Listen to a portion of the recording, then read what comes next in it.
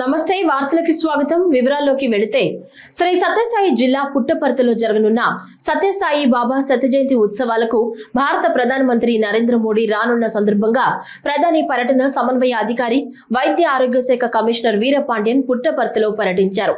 ప్రధాని పర్యటన ఏర్పాట్లను ఆయన కలెక్టర్ శ్యాంప్రసాద్, రాష్ట్ర బీసీ సంక్షేమ శాఖ డైరెక్టర్ మల్లికార్జునతో కలిసి పరిశీలించారు. ప్రధాని పర్యటించే ప్రాంతాలైన సత్యసాయి విమానాశ్రయం, సాయి కుల్వంత్ సభా మందిరం, హిల్ వ్యూ స్టేడియం పరిసర ప్రాంతాలు పరిశీలించి అక్కడ చేపడుతున్న ఏర్పాట్లను అధికారులను అడిగి తెలుసుకున్నారు. చేయవలసిన పనులపై పలు సూచనలు, సలహాలు వీరపాండ్యన్ అందించారు. ఎక్కడా కూడా అవాంఛనీయ సంఘటనలు జరగకుండా గట్టి చర్యలు చేపట్టాలని పోలీసులకు సూచించారు. త్వరితగతిన పనులు పూర్తి చేయాలని ఆదేశించారు.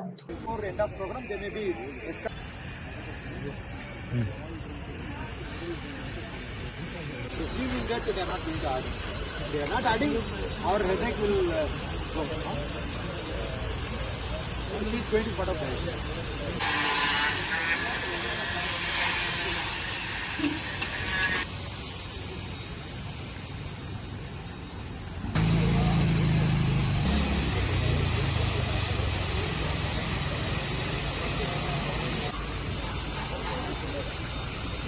తిరుపతి జిల్లాలోని ప్రముఖ వాయులింగ క్షేత్రం శ్రీకాళహస్తి భక్తులతో కిటకిటలాడుతోంది.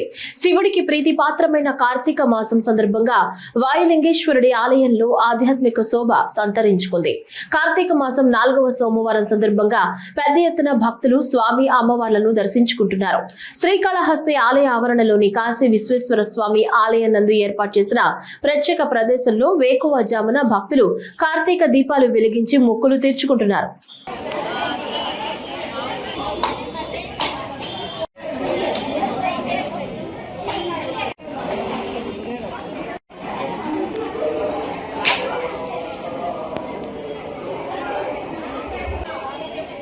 మేము కార్తీక మాసంలో బాగుంటుంది. ఇక్కడ శ్రీకాళహస్తిలో బాగుంటుంది. దీపాలు పెడతాం మేము ఎప్పుడైనా వచ్చి. ప్రతి సంవత్సరం బాగుంటుంది.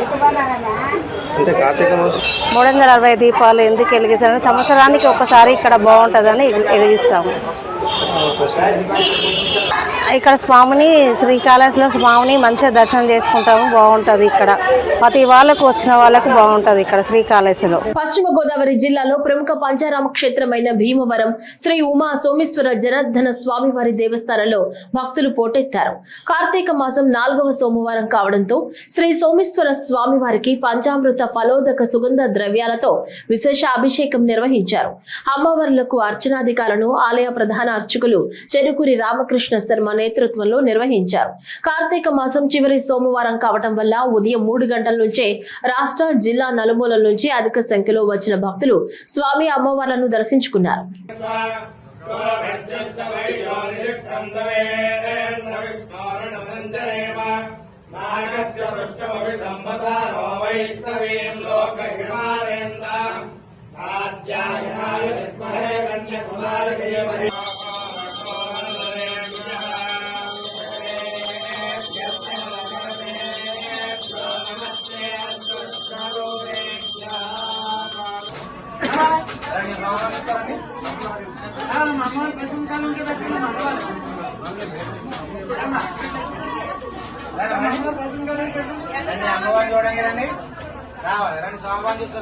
కార్తీక మాసం చివరి సోమవారం కావడంతో డాక్టర్ బిఆర్ అంబేద్కర్ కోనసీమ జిల్లాలో శివాలయాలు శివనామస్మరణతో మారుమ్రోగాయి. తెల్లవారుజాము నుంచే శైవ క్షేత్రాలకు భక్తులు పోటెత్తారు. రాజోలు దీవిలోని కడలి కపోతేశ్వర స్వామి, శివకోటి శ్రీ ఉమా శివలింగేశ్వర స్వామి, చింతలపల్లి రామలింగేశ్వర స్వామి వారి ఆలయాలు భక్తులతో కిటకిటలాడాయి. ముమ్మిడివరం నియోజకవర్గంలోని మురుముళ్ల వీరేశ్వర స్వామి, ప్రముఖ శైవ క్షేత్రమైన కుండలేశ్వరంలోని శ్రీ పార్వతి కుండలేశ్వర స్వామి ఆలయం భక్తులతో కిక్కిరిసింది. ఉదయం నుంచి మహిళలు, భక్తులు కార్తీక దీపాలు, 365 ఒత్తులను వెలిగించుకుని మొక్కులు చెల్లించుకుంటున్నారు. తెల్లవారుజాము నుంచి అర్చక స్వాములు స్వామివారికి ప్రత్యేక అభిషేకాలు నిర్వహించారు. కార్తీక మాసంలో చివరి సోమవారం కావడంతో భక్తుల రద్దీని ముందుగానే ఊహించిన ఆలయ అధికారులు అన్ని ఏర్పాట్లను చేశారు. ఆలయం వద్ద ప్రత్యేక క్యూలైన్లతో పాటు రద్దీని క్రమబద్ధీకరించేలా అన్ని చర్యలు చేపట్టారు.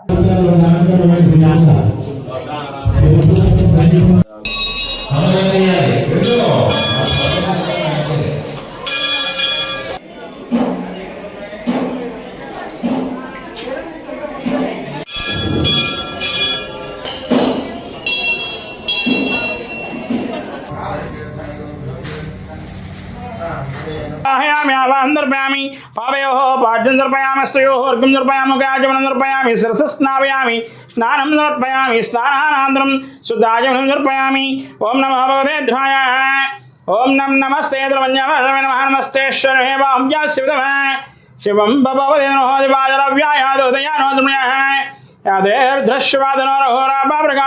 తిరుచానూరు పద్మావతి అమ్మవారి బ్రహ్మోత్సవాలు అంగరంగ వైభవంగా ప్రారంభమయ్యాయి. ధ్వజారోహణంతో ఈ రోజు బ్రహ్మోత్సవాలను టీటీడీ ప్రారంభించింది. ఈ రోజు ఉదయం ధనుర్ లగ్నంలో గజపటాన్ని ధ్వజస్తంభం పైకి ఎగురవేసి సర్వదేవతలను బ్రహ్మోత్సవాలకు ఆహ్వానించారు. టీటీడీ పండితుల వేద మంత్రోచ్చరణల మధ్య ధ్వజారోహణ ఘట్టం జరిగింది. ఈ రోజు చిన్న శేష వాహన సేవను టీటీడీ నిర్వహించనుంది. 9 రోజుల పాటు బ్రహ్మోత్సవాలు జరగనున్నాయి.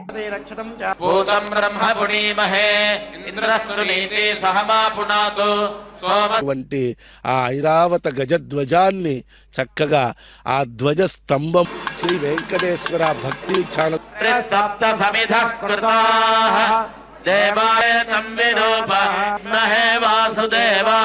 యొక్క ధ్వజస్థాన అర్చక స్వాములు అన్నారు. ఈ కార్తీక మాసం ధ్వంసము అన్నారు.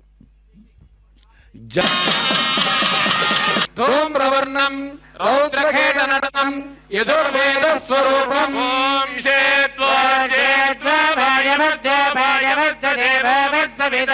ప్రాశ్వరో మంగళమాతతో కృష్ణాగ్నియా కల్పిత శుప్రదీకో ఈశానతిగ్రక్షణ పద్ధతి సుపర్ణోసి గరుత్మాన్ సుపర్ణోసి గరుత్మాన్ త్రివర్తేశురత్మాన్ దివంగచ్చ సుభపదా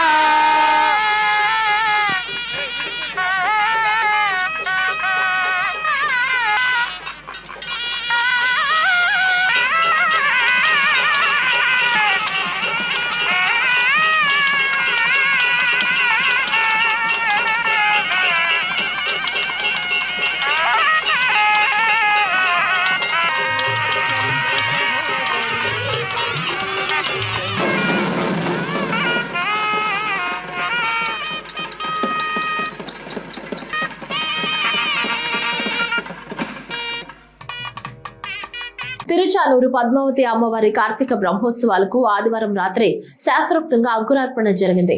సాయంత్రం 6 నుంచి రాత్రి 8:30 గంటల వరకు పుణ్యాహవచనం, రక్షాబంధనం, ఆలయ 4 మాడ వీధుల్లో సేనాధిపతి ఉత్సవం నిర్వహించిన తరువాత శాస్త్రోక్తంగా అంకురార్పణ ఘట్టం నిర్వహించారు.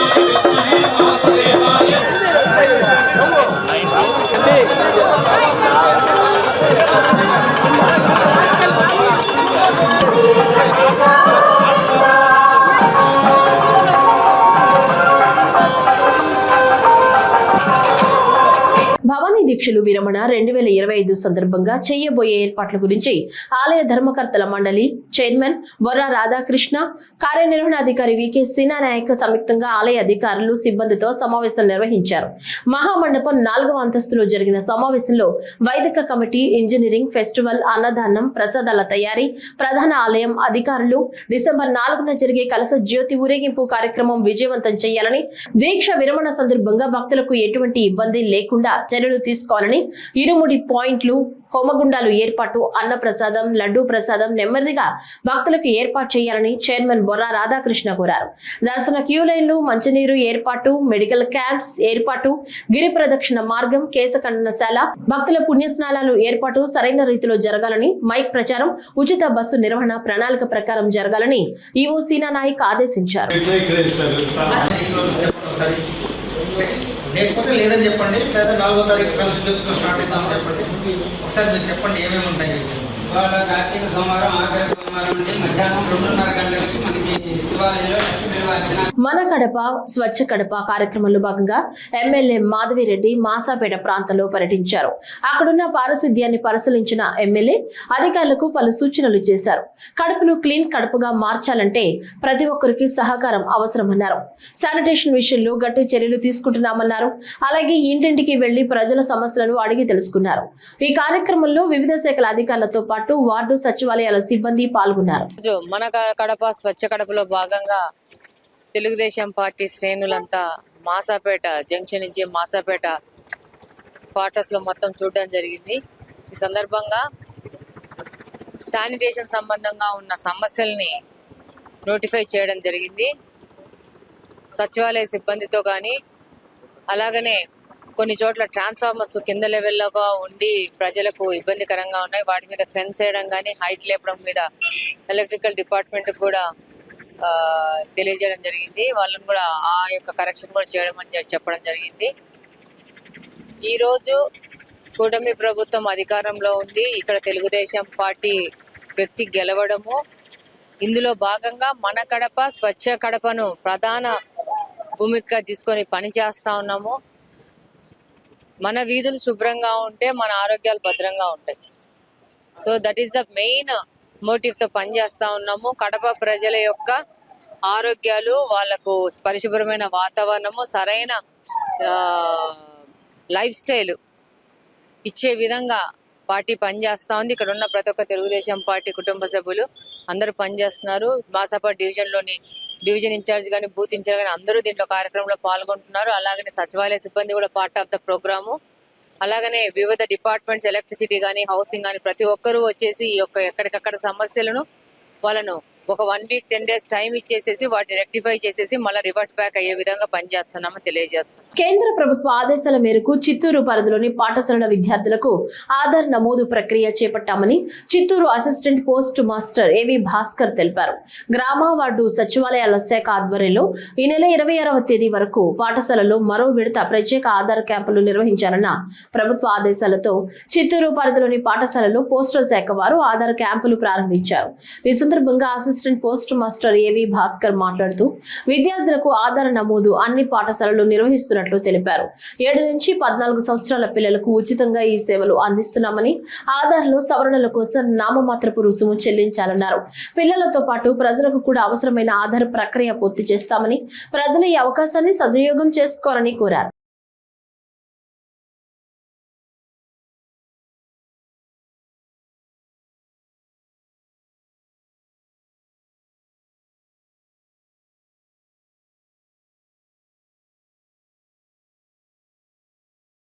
నెల్లూరు నగర నియోజకవర్గంలో కొనసాగుతున్న అభివృద్ధి పనులు, వసతుల కల్పన, P4 ఇతర నిర్మాణాల పరిశీలిస్తూ రాష్ట్ర పురపాలక శాఖ మంత్రి పొంగూరు నారాయణ విస్తృత పర్యటన సాగించారు. నెల్లూరు నగరంలో ఇటీవల వినూత్నంగా ప్రారంభించిన నెల్లూరు నగరపాలక సంస్థ స్మార్ట్ స్ట్రీట్ నైట్ వ్యూను స్వయంగా పరిశీలించారు. తన పర్యటనలో కీలకమైన అండర్ డ్రైనేజీ వ్యవస్థ నిర్మాణం పునఃప్రారంభానికి కమిషనర్ నందన్ కు క్షేత్రస్థాయిలో సూచనలు చేశారు. నెల్లూరు చెరువు పారుదల కాలువలు, ఎల్లవ కాలువలపై ఆక్రమణలు శృతిమించి అధిక వర్షాలకు నగరం ముంపునకు గురయ్యే సమస్య శాశ్వత పరిష్కారానికి ఆక్రమణలు తొలగించాల్సిన అవసరం ఉందని మంత్రి నారాయణ స్పష్టం చేశారు. గచ్చుకాలువకి నీళ్ళన్నీ పోతే అవి వెనక్కి దంతున్నాయి. ఎందుకంటే గచ్చుకాలువ యొక్క వెడల్పు తగ్గించేశారు, అటు ఇటు ఆక్యుపై చేసి. నెల్లూరులో మనకు మంచి కెనాల్స్ ఉన్నాయి, అవి ఇరిగేషన్ కెనాల్స్ ఒరిజినల్గా, అవి డ్రైనేజ్ కెనాల్స్గా మార్చారు. ఒరిజినల్ ఒక్కొక్కటి 40 అడుగులు, 50 అడుగులు, 35 అడుగులు. ఇప్పుడు అవన్నీ 1 అడుగు 2 అడుగులకు వచ్చినాయి. మినిమం సైజు లేకుండా ఉంటే 2017లో నెల్లూరులో వర్షం వచ్చేటైతే సగం టౌన్ మునిగిపోయిందో ఫ్యూచర్లో కూడా అట్టే జరగద్ది. అలాంటి జరగకుండా ఉండాలంటే మనం ఉయ్యాల కాలువ కానీ, రామిరెడ్డి కెనాల్ కానీ, తర్వాత మల్లప్ప కెనాల్ కానీ, అదేవిధంగా దీని పేరు గచ్చు కాలువ కానీ, వాటి బ్రాంచెస్ క్యాలెన్స్ అన్నింటినీ వైడెన్ చేయాలి. దానికి ఎవరైతే ఆక్యుపై చేసుకొని ఉన్నారో వాళ్ళందరూ సహకరించాలి, తప్పదు. మీరు అంటే మొత్తం అంటే ఒరిజినల్గా అది 40 అడుగులు 50 అడుగులు అయితే అంత ఓపెన్ చేయటంలా. ఇప్పుడు మనకు వర్షపు నీళ్ళు వస్తే ఎంత పోవాలో అంత ఓపెన్ చేసేటట్టుగా ఏరియాని మార్చేయమన్నా అధికారులు మార్చేశారు. దానికి అందరూ సహకరించండి. పేదవాళ్ళు ఎవరైనా ఇల్లు కట్టుకొని ఉంటే అక్కడ వాళ్ళకి ఆల్టర్నేట్ సైట్ కానీ టిట్కో హౌసెస్ కానీ ఇస్తాం. ఎవరిని ఇబ్బంది పెట్టం. 2014-19లో మున్సిపల్ స్కూల్స్ని ఎంతో తీర్చిదిద్దాం. అయితే గత ప్రభుత్వం వాటిలన్నింటినీ నిర్విరామం చేసి కంప్లీట్గా క్వాలిటీ ఆఫ్ ఎడ్యుకేషన్ స్పాయిల్ చేసింది, ఫెసిలిటీస్ స్పాయిల్ చేసింది.